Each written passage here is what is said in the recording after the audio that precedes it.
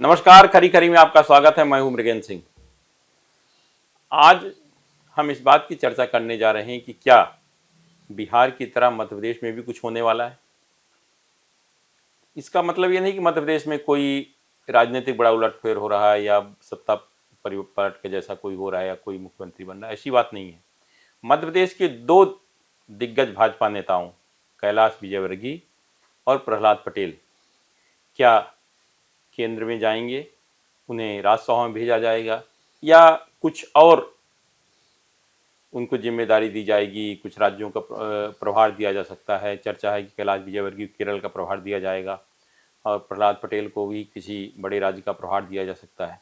तो इसके लिए कोई ज़रूरी नहीं कि राज्यसभा में भी जाना हो, एमएलसी या विधायक भी बन सकते हैं। जैसे मध्य प्रदेश की डॉक्टर महेंद्र सिंह जी हैं, एमएलसी हैं, मध्य प्रदेश के प्रभारी हैं।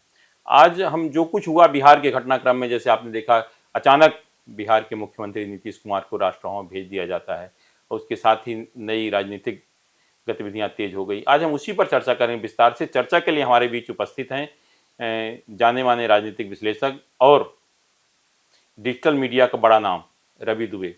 रवि दुबे, पब्लिक वाणी में आपका बहुत बहुत स्वागत है। हम आपसे जानना चाहते हैं, आज जो बिहार में घटनाक्रम हुआ, क्या आपको उम्मीद थी कि ऐसा हो सकता है? देखिए विज्ञान जी, राजनीति में जो है वो उम्मीद जो है वो किसी चीज़ की पहले से लगा पाना मुश्किल होता है। ख़ास तौर पे जिस तरह का अभी बीजेपी का तमाम राज्यों में कार्यक्रम चल रहा है उसके हिसाब से।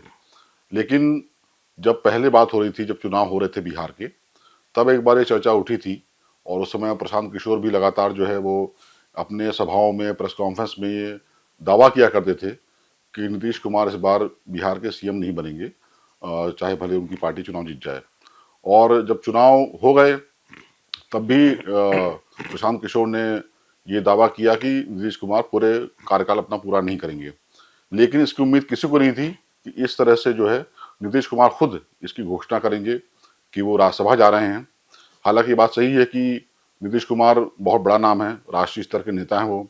उनको एक समय प्रधानमंत्री पद का भी दावेदार माना जाता था और जिस तरह का उनका कार्यकाल रहा है, जो प्रशासन रहा है, जिस तरह से उन्होंने वहाँ पे अपना एक छवि बनाई है नीतीश कुमार ने, तो उसको लेकर के इसका ज़रूर ये था कि जो बीजेपी की आइडियोलॉजी है विकास करने की, काम करने की, उससे उनका मैच होता था और इसीलिए ये अलायंस जो है बीजेपी का जेडीयू के साथ वो वहाँ बना हुआ था।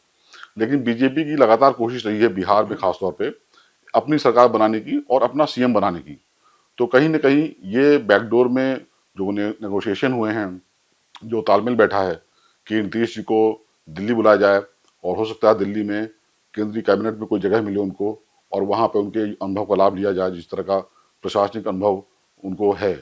और बिहार में एक तरह से ये नए दौर की शुरुआत होगी जब पहली बार वहाँ पर बीजेपी को अपना सीएम बनाने का मौका मिल रहा है।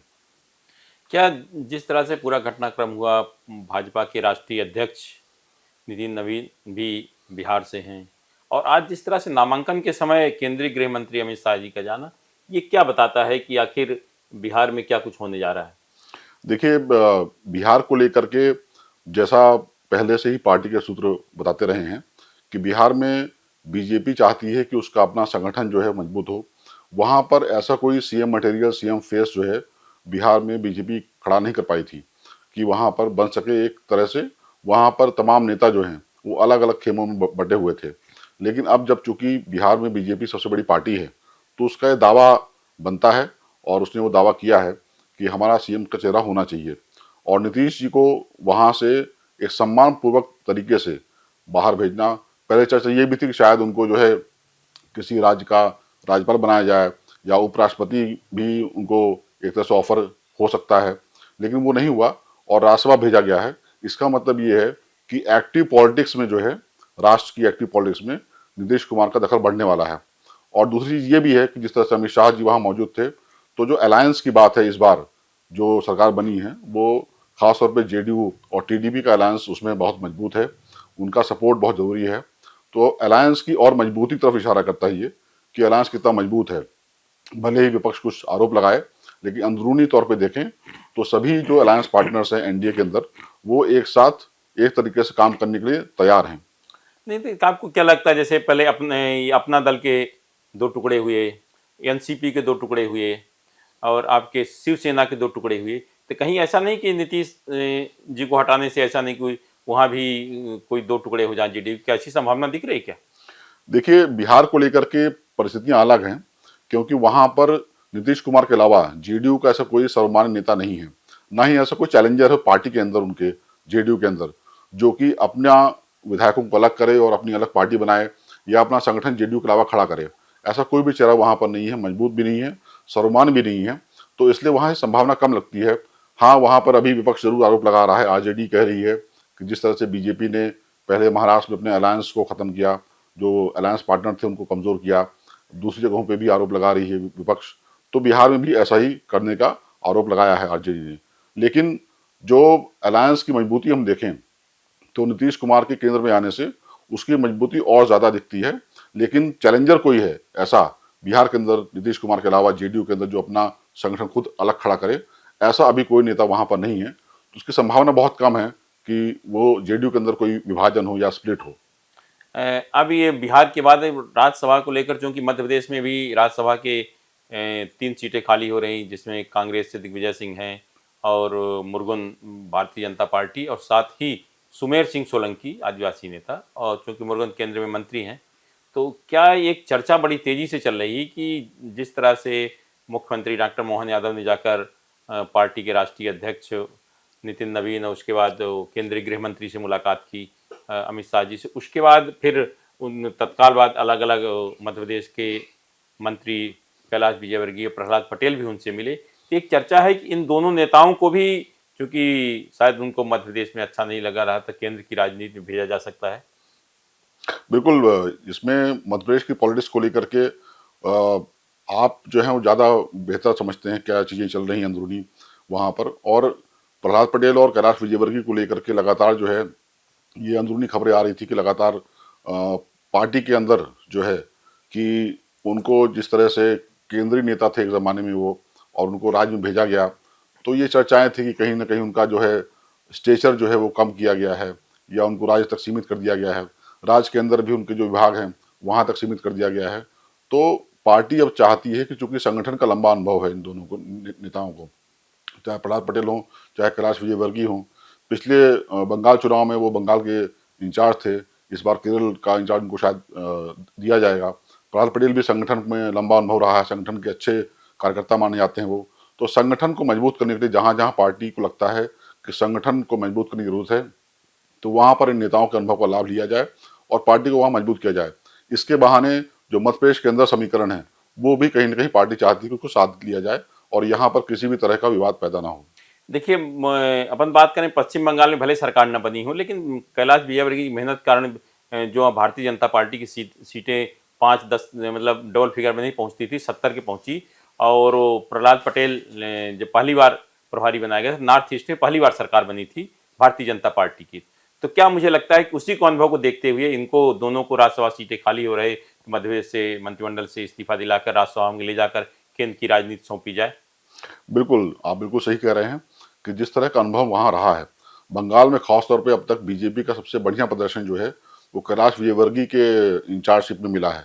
तो इसी तरह से वो चाहते हैं कि जो दूसरी जगह है, जैसे केरल की बात है, केरल में अभी बीजेपी का वहाँ पे बहुत कम संगठन है, रिजल्ट वहाँ से नहीं आते हैं, तो वहाँ पर उनके अनुभव को लाभ लिया जाए।